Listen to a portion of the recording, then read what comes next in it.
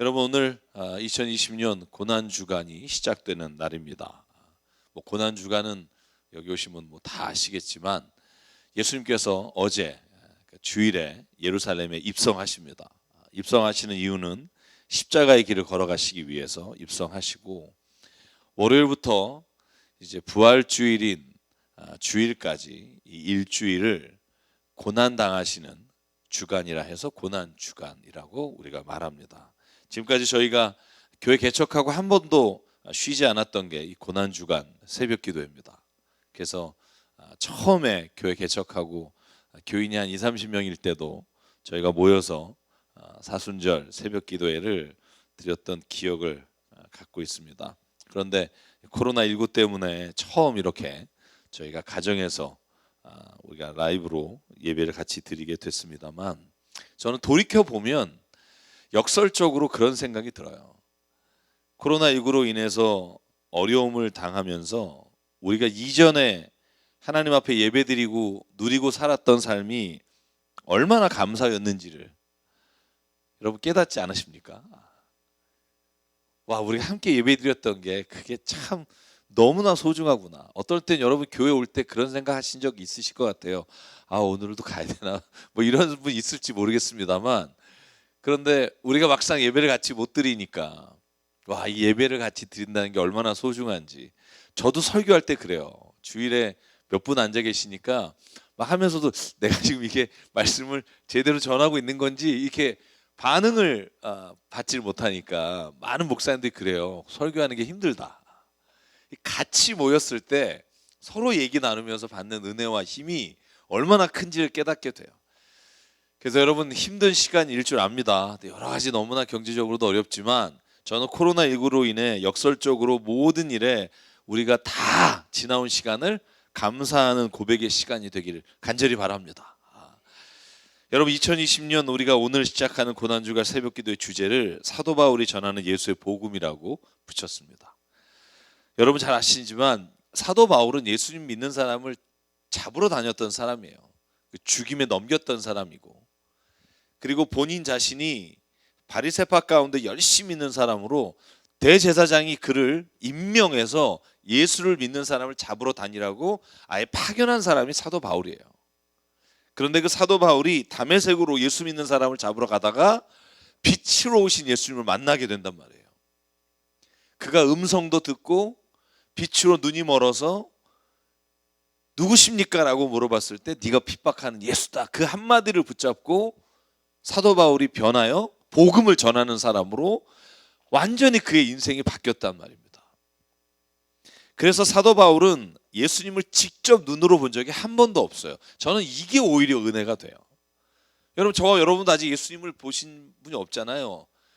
보셨다면 이제 하늘나라 가서 만나겠지만, 그럼에도 불구하고 우리가 사도 바울처럼 성령 가운데 확신으로 믿음을 가질 수 있는 이유는 뭐냐 하면 바로 사도 바울이 만난 영이신 예수님, 빛이신 예수님이 오늘 우리의 삶에 영원히 또 여전히 구원자로 우리를 만나주시기 때문이라고 믿습니다.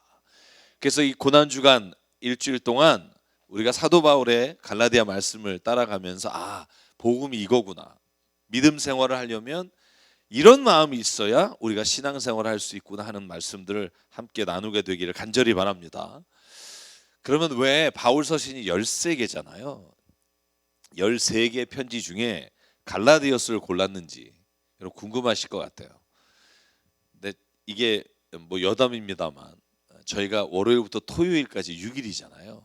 갈라디아서가 6장이에요. 그래서 하루하루 한 장씩 말씀을 묵상하면 좋겠다는 취지도 있지만, 이 갈라디아서는 바울이 쓴 서신서 중에, 편지 중에 복음을 가장 명확하게 설명하고 있는 게 갈라디아서입니다. 그러니까 내가 만난 복음이 무엇인지, 그리고 왜 십자가가 우리가 신앙생활에 있어서 가장 중요한 자랑인지를 설명하고 있는 게 갈라디아서예요. 그래서 갈라디아서를 읽으면 사도 바울은 이런 복음을 믿고 이렇게 믿음을 갖게 됐구나 하는 걸 확실하게 알 수 있는 복음서가, 서신서가 바로 갈라디아서입니다.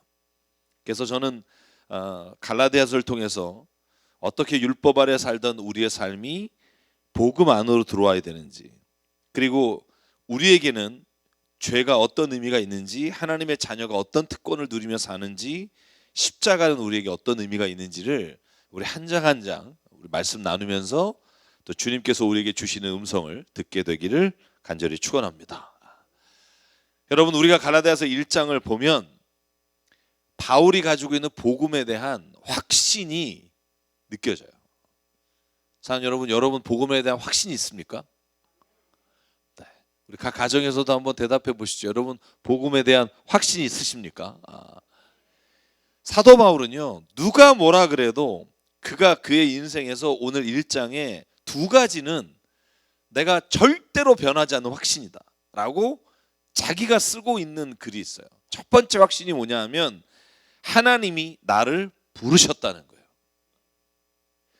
그러니까 여러분 1장 1절과 2절에 이렇게 시작해요. 한번 우리 같이 읽어볼까요? 이게 얼마나 사도 바울은 거의 모든 편지에 이 말을 고백해요. 같이 읽겠습니다. 시작.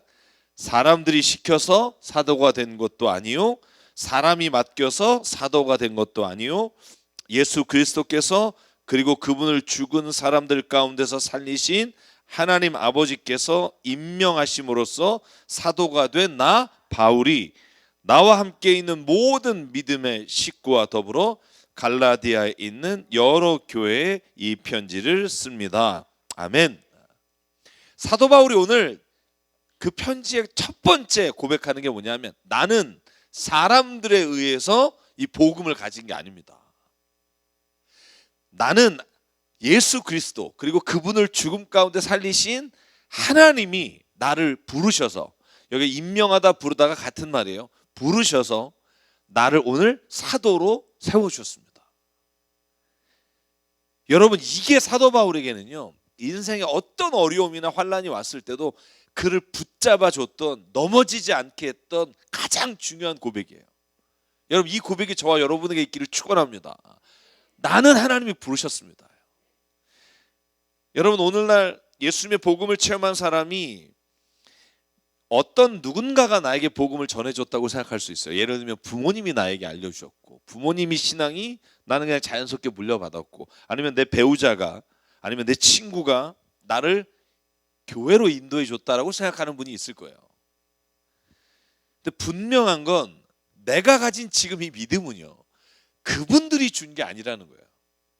나를 이 신앙의 자리로 이끌어 올 수는 있으나 오늘 사도 바울처럼 내가 믿음 안에 살아가는 이유는, 그럴 수 있었던 가장 중요한 이유는 내가 예수 그리스도를 만났기 때문인 줄 믿습니다. 그러니까 나를 이쪽으로 이끈 게 누구냐가 중요하지 않고, 내가 오늘 예수님을 만나서 그 삶의 자리가 변했다는 확신이 훨씬 중요하다는 거예요. 제가 여러분에게 여쭙게요. 여러분 예수님을 만난 체험이 있으십니까? 긴가민가한 분도 있을 거예요. 아마 지금 예배드릴 분들 가운데 만났나? 왜냐하면 사도 바울처럼 막 드라마틱하게 하늘에서 음성이 들리고 막 빛이 보이고 이런 경험이 없는 분이 대부분이기 때문에 그래요. 그래서 상담하고 말씀 나누다 보면 이런 분이 많아요. 내가 내 의지로 나온 게 아니라 뭐 다른 사람에게 이끌려서 나와서 아직 잘 모르겠습니다. 혹은 내가 이 분위기에 휩쓸려서 믿는 건지, 내가 진짜 내 안에 예수님이 계신 건지 모르겠습니다. 내가 살다 보니 너무 힘들어서 의지할 곳이 필요해서 교회에 나왔는데 사실 예수님이 누군지 잘 모르겠습니다. 여러분, 이렇게 말하는 분이 꽤 많습니다. 심지어는 제가 우리 교회가 아니라 다른 교회 장로님들과 권사님들이 모임에서 설교를 하면, 그리고 매주마다 모이는 모임에서 말씀을 전하면 솔직히 와서 말해요. 장로님이 목사님, 난 진짜 예수님 만난 경험이 없는 것 같아요 라는 분이 있어요. 여러분, 오늘 저는요, 이 갈라디아 1장을 통해서 저에게 이 의심 혹은 내가 가지고 있는 불안한 마음이 확신이 되는 은혜가 있기를 간절히 바랍니다. 사도 바울은 완전히 반대예요. 오히려 사람들이 사도 바울에게 뭐라고 말하냐면, 사도행전에 보면 야, 네가 무슨 사도냐, 너가 무슨 예수님을 본 적도 없는데 네가 무슨 예수님의 부르심을 받았다고 하냐, 야, 너는 다른 사도하고 달라. 왜냐하면 다른 사도들은 다 베드로, 야고보는 예수님을 봤는데 너는 못 봤잖아. 여러분, 이렇게 말할 때 오히려 사도 바울은 그렇게 말하지 않아요.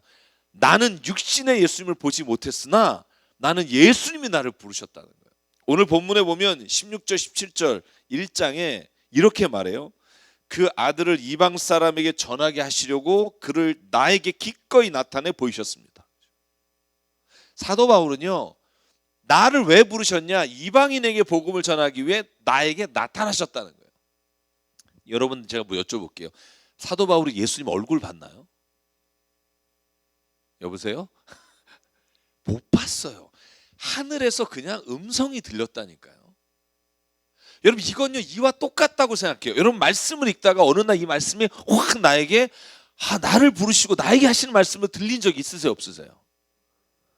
여러분, 그게 사도 바울로 말하면 그 하나님의 음성을 내 마음에 들려주신 그 말씀이 확신으로 그가 갖고 있는 거예요. 예수님을 뭐 만나서 얘기를 나눈 적도 없고요.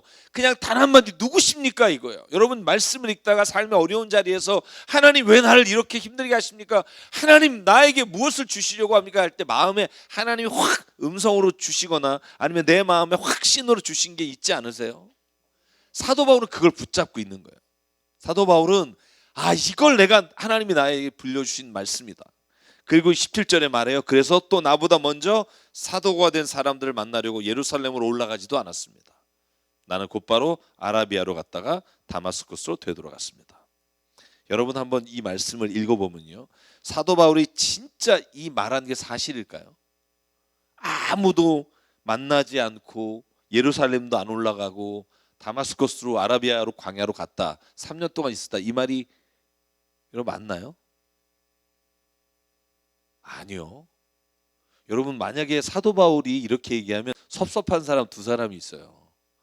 사도행전 9장에 보면 사도 바울이 눈 멀었을 때 다마스커스에서 사도 바울을 먹이고 재워줬던 누가 있죠? 아나니아가 있잖아요.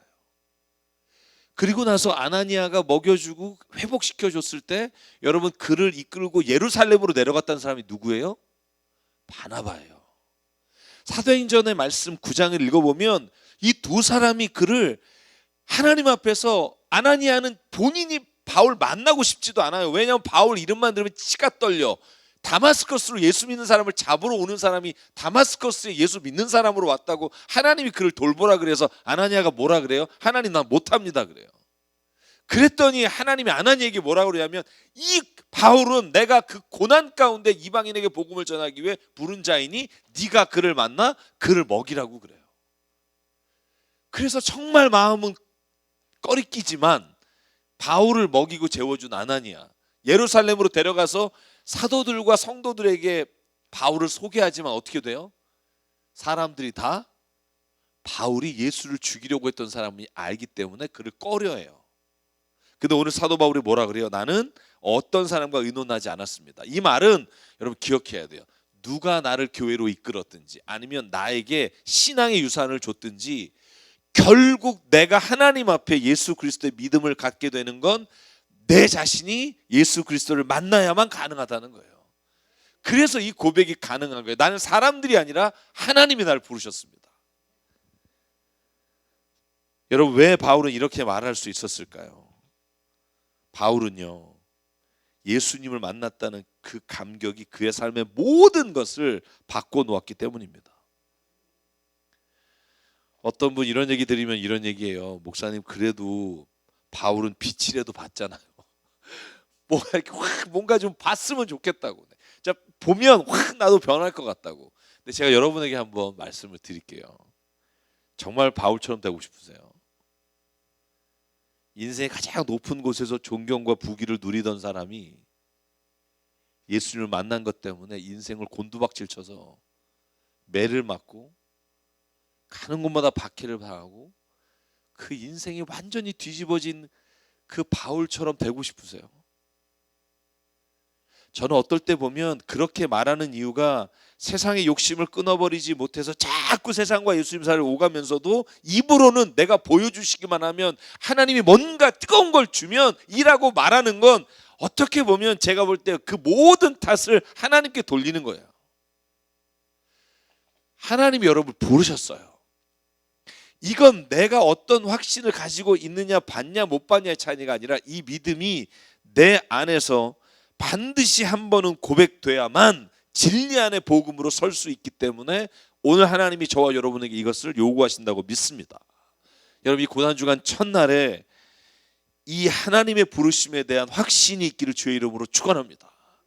내가 비록 예수 그리스도를 직접 보지 못했어도, 내가 어떤 신비한 환상을 보지 못해도 주의 말씀 가운데, 기도 가운데 내 마음에 주셨던 그 성령의 은혜가, 그 말씀이 오늘 우리를 부르신 확신이 되면 흔들림 없이 사도 바울처럼 인생을 걸어가게 될 줄 믿습니다. 예수님이 나의 삶의 주인이십니다. 이 고백을 내가 입으로 고백하면 하나님이 역설적으로 우리에게 다시 예수님 만난 믿음이 내 안에서 확신으로 다가오게 이끌어 주실 겁니다. 여러분, 갈라디아 1장에서 두 번째 사도 바울이 가졌던 확신이 뭐냐면, 저는 이 말씀이 굉장히 중요하다고 생각해요. 이 땅의 다른 복음은 결코 우리를 구원할 수 없습니다. 다른 복음은 절대로 우리를 구원할 수 없으며 다른 복음은 없습니다라는 고백이 갈라디아서 1장부터 6장까지 전체의 말씀이에요. 여러분, 갈라디아서 1장 8절과 9절 같이 읽을까요? 읽겠습니다. 시작. 그러나 우리들이나 또는 하늘에서 온 천사일지라도 우리가 여러분에게 전한 것과 다른 복음을 여러분에게 전한다면 마땅히 저주를 받아야 합니다. 우리가 전에도 말하였지만 이제 다시 말합니다. 여러분이 이미 받은 것과 다른 복음을 여러분에게 전하는 사람이 있다면 그가 누구이든지 저주를 받아 마땅합니다. 아멘. 너무 강한 어조잖아요. 사도 바울이 이런 말 잘 안 쓰거든요. 근데 저주를 받는다. 다른 복음을 전하면. 근데 여러분, 우리가 착각하는 게 뭐냐면 이 다른 복음이 다른 종교라고 생각하는 사람이 많아요. 다른 우상이라고 생각하는 사람이 많아요. 물론 깊이 들어가면 우상이지만 사도 바울이 말하는 다른 복음은요, 교회 안에 있는 복음이에요. 그러니까 말하면 교회 안에서 예배를 드리고 있는데 거짓 선지자들이 들어와서 그가 이 복음의 조금의 다른 것들을 가르치는 거예요. 여러분, 그게 갈라디아서 2장을 보면 명확하게 뭔지가 나와요. 제가 한번 읽을게요. 2장 4절과 5절입니다. 몰래 들어온 거짓 신도들 때문에 할례를 강요받는 일이 있었던 것입니다. 그들은 우리를 노예로 만들고자 하여 그리스도 예수 안에서 누리는 우리의 자유를 엿보려고 몰래 끼어든 자들입니다. 우리는 그들에게 잠시도 굴복하지 않았습니다. 그들은 복음의 진리가 언제나 여러분과 함께 있게 하려고 한 것입니다. 사도 바울이 말해요. 거짓 복음, 다른 복음이 뭐냐 하면 할례를 받아야만 구원받을 수 있다는 거. 이방인이 예수님 믿으면 예수님만 믿어서는 안 된다. 유대인들이 할례 받은 것처럼 유대인이 돼야 된다. 왜? 선민사상, 선택받은 민족이 되지 않는데 어떻게 구원을 받느냐는 생각이 아직도 있는 거예요. 그걸 사도 바울은 갈라디아서에서 로마서에서 다른 복음이라고 말해요. 여러분, 바울이 말하는 예수의 복음은요, 우리에게 자유를 주시는 복음이죠. 믿습니다. 우리에게 자유를 뺏어가려고 이 다른 복음을 줬다는 거예요. 율법 아래 여전히 우리를 얽어매려고 그것을 말한다는 거예요. 왜? 교회에 다니면서 복음을 믿는다면서도.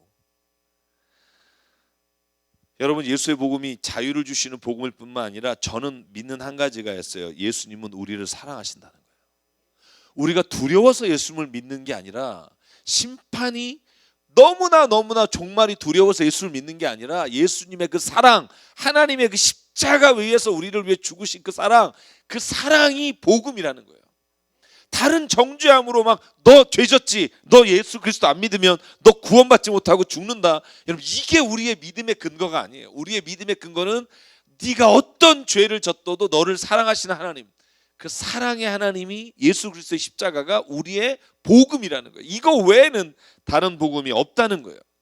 여기에 다른 걸 믿어야 된다라고 말하는 사람들은 단호히 나는 거절하며 그들은 저주를 받을 것이다. 사랑 여러분, 예수님 믿는 사람들을 잡아 죽이게 했던 바울이에요. 율법 아래서 40년을 살았던 사람이에요.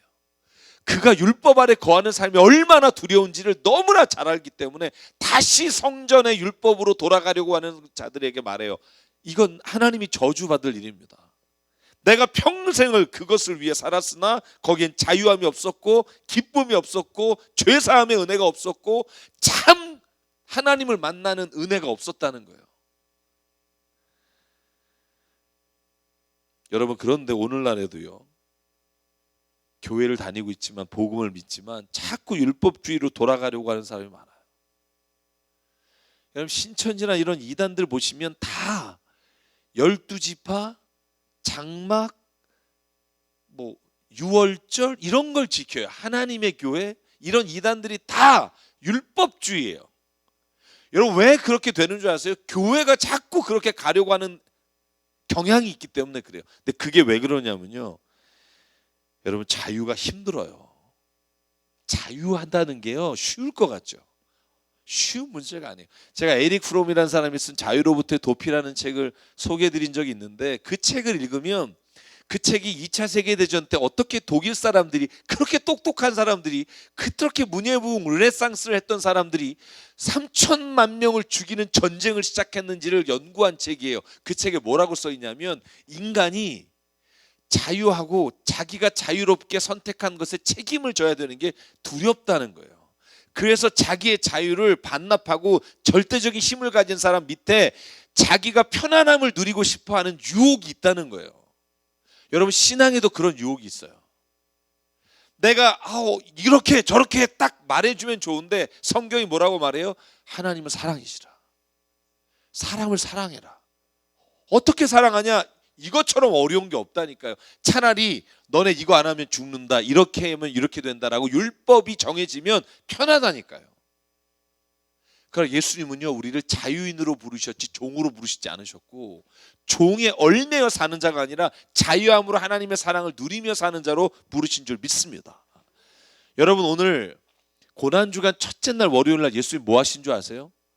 일요일에 입성하셨잖아요. 그리고 나서 월요일 날 제일 먼저 한 일이 성전 청결 사건이에요. 제일 먼저 예수님은요, 예루살렘 성전에 가서 첫째 날 뒤집으셨어요. 여러분, 마가복음 11장 15절부터 17절을 읽으면 이렇게 나와요. 그리고 그들은 예루살렘에 들어갔다. 예수께서 성전에 들어가셔서 성전 뜰에서 팔고 사고 하는 사람들을 내쫓으시면서 돈을 바꿔주는 사람들과 상과 비둘기를 파는 사람들 의자를 둘러 엎으시고 성전 뜰을 가로질러 물건을 나르는 것을 금하셨다. 예수께서는 가르치시면서 그들에게 말씀하셨다. 기록된 바 내 집은 만민이 기도하는 집이라고 불릴 것이다 하지 않았느냐. 그런데 너희는 그곳을 강도들의 소굴로 만들어 버렸다. 첫째 날 하신 게 성전 정화예요. 여러분, 사도 바울이 말한 다른 복음이 얼마나 우리의 믿음을 흔들게 하는지, 그래서 바울은 제일 먼저 1장에 다른 복음은 없습니다. 예수 그리스도의 복음 외에는 없습니다. 십자가의 사랑 외에는 없습니다. 여러분, 십자가의 마지막 순간을 기억하십니까? 예수님이 십자가에서 돌아가시고 운명하실 때 성전의 휘장이 위에서부터 아래로 찢어지며 더 이상 성전은 하나님이 계시는 곳이 아니라고 선포한 게 예수의 십자가 사건이에요. 그런데 우리는 맨날 돌아가요. 맨날 다시 예전에 그 그리워하는 마음으로 돌아가요. 여러분, 우리는 다시 율법 아래에 거하지 않고 예수 그리스도의 십자가의 은혜, 믿음의 자녀로 하나님의 자유하심으로 살아가는 은혜가 있기를 주의 이름으로 축원합니다. 그래서 결국 그게 뭐라고 연결시키냐면, 사도 바울은 사람들 눈을 의식하는 거예요. 사람들이 나를 어떻게 볼까? 이게 신앙의 초점이 된 사람들은 자꾸 외적인 율법적인 행위에 관심이 많아요. 여러분, 그래서 1장 10절에 뭐라고 말해요? 같이 읽을게요. 1장 10절에 이렇게 말합니다. 시작. 내가 지금 사람들의 마음을 기쁘게 하려 하고 있습니까? 아니면 하나님의 마음을 기쁘게 해드리려고 하고 있습니까? 아니면 사람의 환심을 사려고 하고 있습니까? 내가 아직도 사람의 환심을 사려고 하고 있다면 나는 그리스도의 종이 아닙니다. 아멘. 사랑하는 여러분, 우리도 신앙생활하다 보면 자유가 힘들어서 다시 율법으로 돌아가는 경향을 가져요. 왜냐하면 자유에는 책임이 따르고요, 자유에는 관용과 사랑이, 타인의 자유도 인정해야 되는 어려움이 있어요. 자식을 내 마음대로 하고 싶죠. 왜? 그에게 자유를 주고 싶으나 그러면 내가 힘들 때가 있어요. 그러나 성경은 말해요. 그 자유함으로 선택한 복음과 믿음만이 진짜다. 하나님은 저는 믿습니다. 사랑의 하나님이십니다. 결코 다른 것으로 설명될 수 없어요.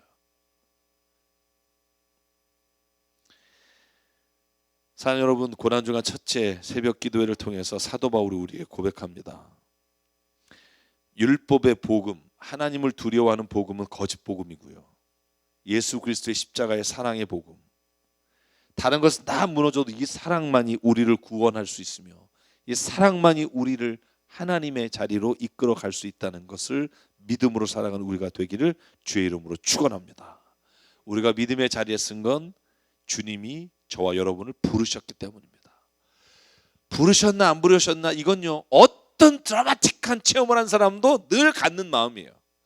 죽을 병에 암 마지막 말기였다가 다시 하나님이 살려줬다고 믿음 생활 시작하다가 누구요, 여러분 몇 년 지나면 이런 말이에요. 그게 우연히 난 건지 내가 그 약 때문에 난 건지 하나님이 고치셨는지 모르겠다고 말해요. 왜? 경험보다 중요한 건 내 안에 하나님을 믿고 예수 그리스도가 내 안에 주인이신 것을 내가 확신하며 내가 선택하며 결단하는 것이 없이는 우리의 믿음은 흔들릴 수밖에 없다고 저는 확신합니다. 사랑하는 여러분, 흔들리지 않는 믿음이 우리에게 있기를 원합니다. 저는 요한일서 4장 16절을 참 좋아합니다. 우리는 하나님이 우리에게 베푸시는 사랑을 알았고 또 믿었습니다. 하나님은 사랑이십니다. 사랑 안에 있는 사람은 하나님 안에 있고 하나님도 그 사람 안에 계십니다. 여러분, 이 사랑을 우리가 온전히 묵상하는 고난주간이 되기를 원합니다. 십자가를 바라볼 때 내가 죽을 그 자리에 예수께서 죽으셨습니다라는 은혜를 고백하며 눈물을 흘리지만 결국 그 십자가의 마지막은 사랑이라는 걸 깨닫기 원합니다. 그 사랑과 은혜가 아니면 나는 도저히 살아갈 수 없습니다. 나를 오늘 부르신 그분이 우리의 모든 삶의 자리에 그 은혜와 사랑으로 이끌어 가시는 믿음의 한 주간 되기를 간절히 바랍니다.